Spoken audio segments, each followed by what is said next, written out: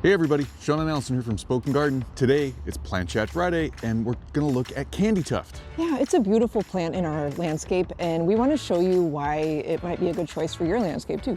So guys, here is our Candytuft. Now, the scientific name, the botanical name is Iberis sempervirens. And you might say it a little bit differently than we do, but so this is the species, this is Candytuft. Look at it, isn't it beautiful? It's got evergreen leaves, it's got these bright white flowers, which it's known for. Now, funny thing about this plant, it blooms a couple different times of the year in our zone and in a lot of other zones. And it's unique in that way. It'll bloom from spring into parts of summer and then stop blooming. And then also it'll bloom in the fall. So if you have cooler summer night temperatures, it will sporadically flower too during the summer. So it just depends from year to year, especially for us if we have cooler temperatures at night during the summer. This plant will grow in zones 5 to 9, so it's got some range for where it can grow. It likes full sun, and it'll take part shade too, and it likes well-draining soil. So this is just a beautiful little plant, isn't it? It'll spread out to maybe about 8 to 12 inches wide. So if you want to have several of them, you need to space them out accordingly. But they could be great along, like I used as edging or along a walkway, like how we've used ours.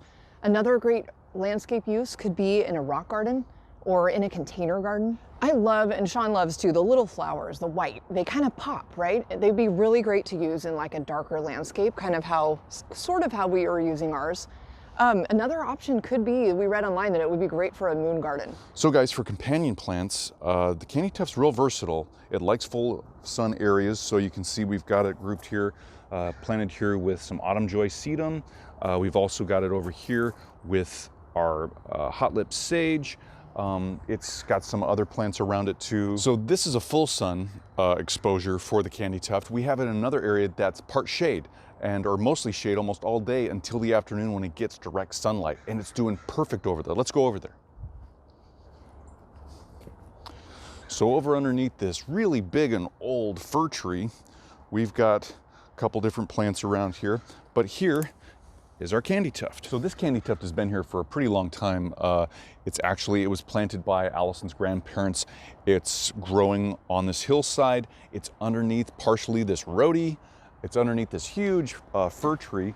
It's got a cotoneaster, a little leaf cotoneaster on the side of it over here, growing in the same area. There's also some salal, which does well in both shade and sun. But we've got some other plants around here like these hydrangeas to the side. Almost can't even see them. I know, they're still, they haven't leafed out yet. It's too early. Yeah, this is kind of our wild side of the yard. We haven't really landscaped very much over here. This was all planted by my grandparents. And we're kind of amazed at how well these have done over here, because sometimes we forget about them, you guys. And then they pop with their white, bright colors, and it just brightens up this side of the yard. Yep, we got another project on our hands though to reestablish this area and clean it up and bring some newness to it. So another project. So along with all these great attributes and characteristics of Candytuft, it can be slightly toxic to pets. It can cause the dermatitis that we saw, and that's from University of California. So be aware of that.